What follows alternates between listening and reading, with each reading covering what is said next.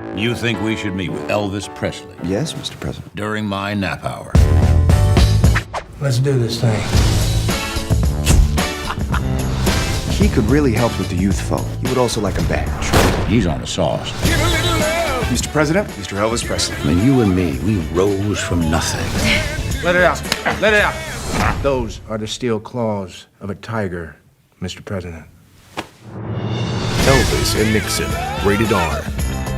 From 11:40 to 12:05, you have a meeting in the Grand Hall to receive diplomatic credentials from the ambassadors of the Dominican Republic and Zambia. Do they speak any English? I believe so. Oh, good. I hate it when they don't even try. You know, whenever I go to a foreign country, I always try to learn some phrases, you know, gives me an edge with the people of that country. You know, shows I did my homework, shows I care. Some people come right in here, no effort whatsoever. Not in their national character. That's why they'll never be superpowers like us. From 12:05 to 1:05, you have your open hour, at the end of which we thought would be a good time to have your meeting with Mr. Presley. From 1:10 to 1:30, you have an informal meet and greet with 150 or so White House volunteers in the state dining room. Elvis Presley. Yes, sir. The entertainer. Oh, I know who Elvis Presley is, yes. Who the set this up? You know, Krog, guys like that who are just born good-looking, well, you obviously know. They never had to work for it, if you know what I mean. Not me, no, I had to make something of myself to get a girl to notice me. It wasn't just handed to me by some sort of genetic lottery. I wasn't born looking like a Kennedy, you know. But that's why guys like me are survivors.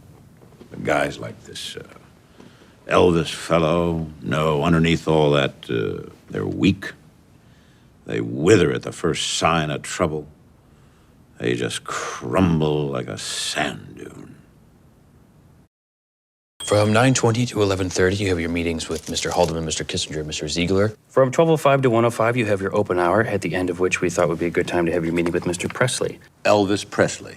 Yes, sir. The entertainer. Oh, I know who Elvis Presley is, yes. Who the set this up?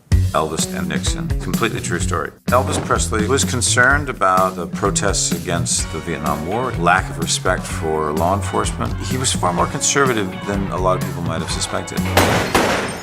So he got on a plane, wrote a 6-page letter to President Richard Nixon, showed up on the White House gates at 6 in the morning, asked for this letter to be given to the President of the United States, and then went to a hotel until he was going to successfully get a meeting with the President. Which I never thought we would get there.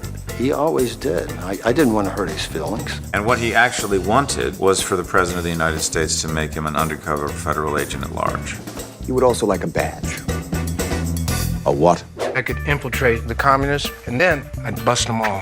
Let's do this thing. But what I liked about this script is that it took a very isolated incident and found a way to show you so much about who Elvis was. Elvis just wakes up one day, decides he wants to go to the White House to get a federal badge to fight narcotics.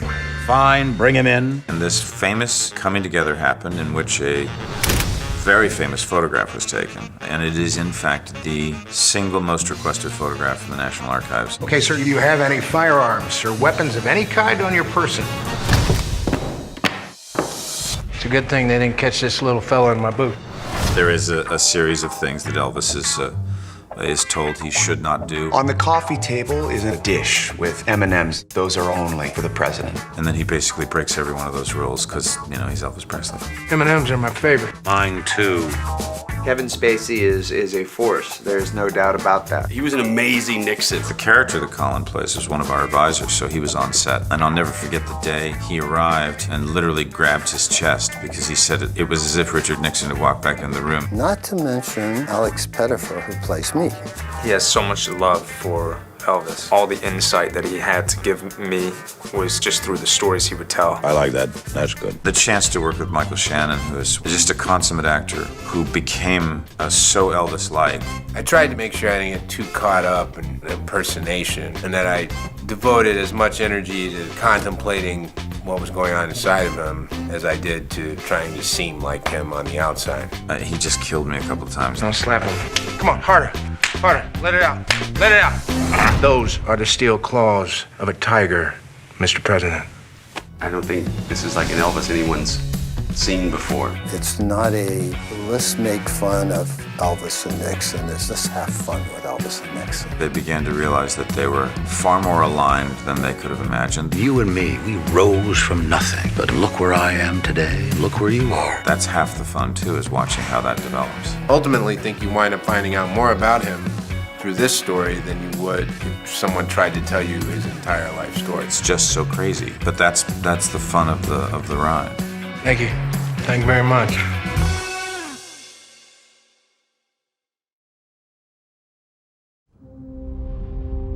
Of all the famous images preserved in our national archives, the most requested photo of all time is this one. You remember when you talked about finding an ally for Nixon? Someone from the outside. I need to get this letter to the president. You'll never guess in a million years who just showed up at the Northwest Gate asking to see him. It's Elvis. Elvis Presley. You swear this isn't a joke, because this penmanship is horrible. Thank you. Thank you very much. So you think we should meet with him? Yes, Mr. President. During my nap hour.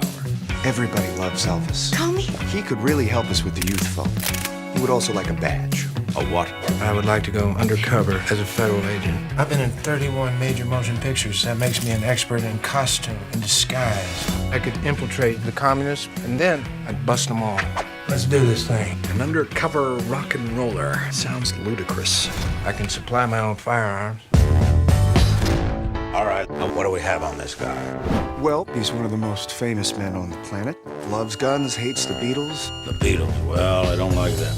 Okay, sir, do you have any firearms or weapons of any kind on your person? It's a good thing they didn't catch this little fella in my boot. Mr. Presley, we're going to have to go over the protocols. Mr. President, Mr. Elvis Presley. On the coffee table is a dish with M&Ms. Those are only for the president. M&Ms are my favorite. Mine too. There is also an unopened bottle of Dr. Pepper. You have a bottle opener? Please do not open it. Please do not drink from it, because it's only for the president. What in the good God is going on? I don't know, sir. Give a little love. Make sure that we get a picture with Mr. Presley and me. Go on and do it. You and me, we rose from nothing. But look where I am today. Look where you are. Give a little love. Ha! Go on and do it. That's how I learned to develop these knuckles of steel. Now slap them. Come on, harder. Harder. Let it out. Let it out. Those are the steel claws of a tiger, Mr. President.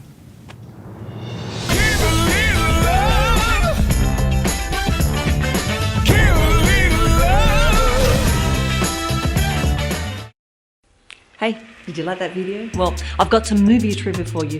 Did you know that, like Facebook, Star Wars was originally prefixed by the definite article the? Much cleaner without it, don't you think?